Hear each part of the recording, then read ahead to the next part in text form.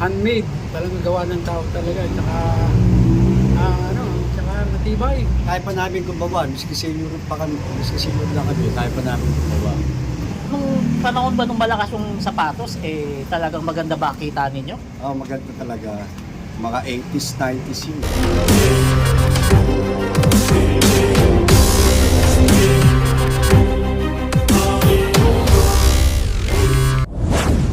Magtanong sir, at kilala ro po kayo rito sa Marikina na magaling na gumawa ng sapatos, totoo po ba yun? Hindi mo masyadong magaling, hindi mo masyado. Pero nakakaintindi. So, anong masasabi nyo ngayon sir na humihina na o medyo nawawala na ang industriya ng sapatos dito sa May hina Marikina? na talaga. Dahil kasi kung sinong tumakbong politikong tao, bubuhayin. Eh, di ba rin, kahit sino maupo, wala rin. Ganun lang.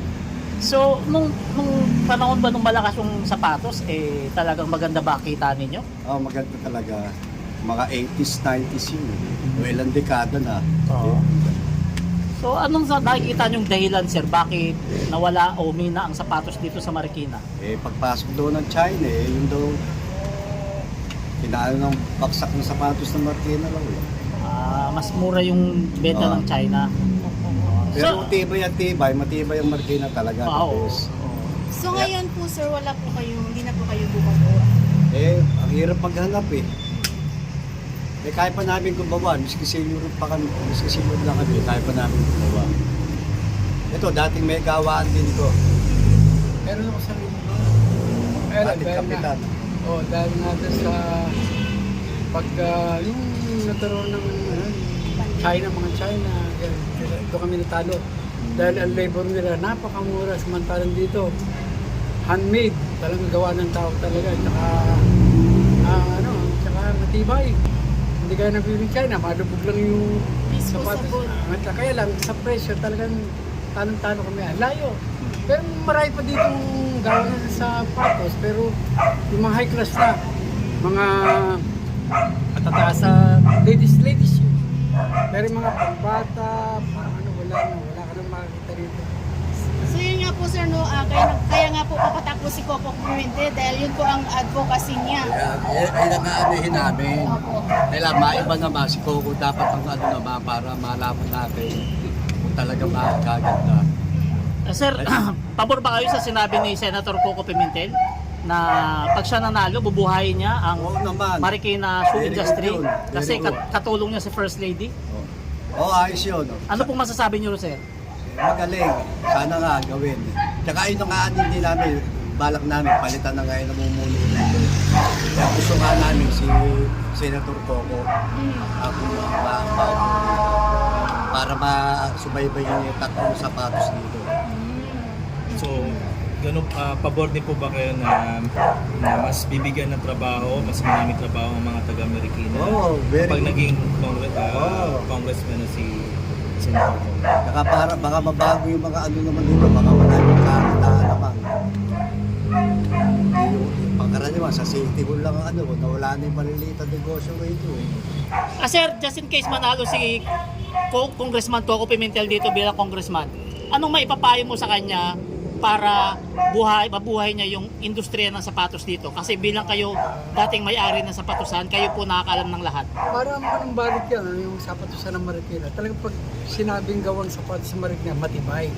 Ang nakasagabal dyan, yung mga ini-import dito mga China. sapatos, napakamura. Hindi kayang tapatan ng shieldas dito.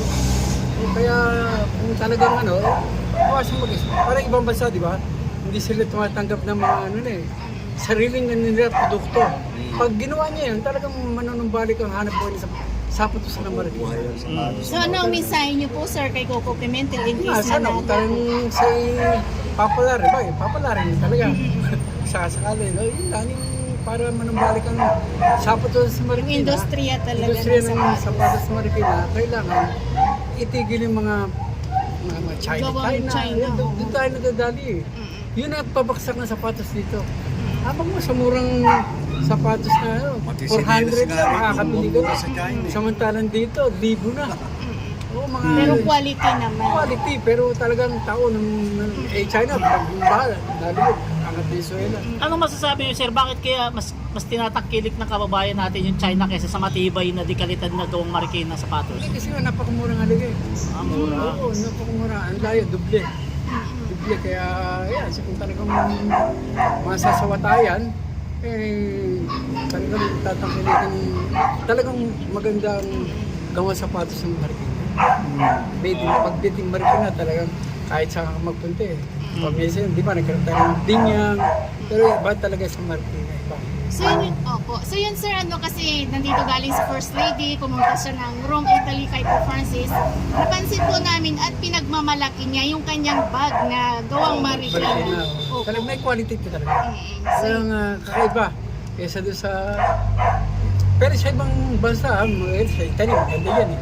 Yung China na ano sa amin dito. Natalo kami. Talo talaga. Kaya baksa kami, no? Puhunan ko, malaki-laki. Oh. Anong ipoforma? Yung mga sapatos ng mga pambata. Ang ginagawa ko, children's shoes. Pambata, school shoes. Pero tinalo kami ng China. Wala, mahal sa amin. Napakalayo ng halaga. Sir, Kaya dati sir, kung hindi pahintulutan ng ating gobyerno, talagang ibang bansa, di ba? Hindi tumatanggap na ibang... Ganun, dapat ganun na gawin. Para tayong munlad. Talagang munlad talaga. so in short po sir, mas gusto niyo si Coco Pimentel para maibalik po yung industriya Yun, ng sana kung Marikina.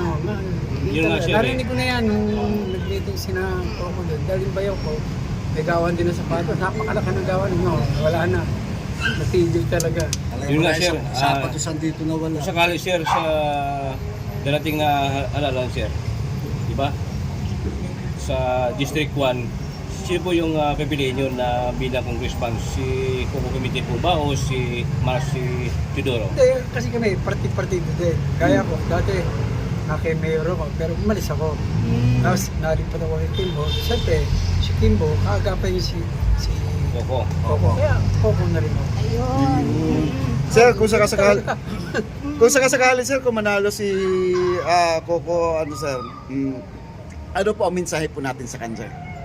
Yun na, siyempre, kung talagang pinalit siya, kung talagang maibabalik ang sapatos ng Marikina, mas maganda. Maraming kakain na buhay.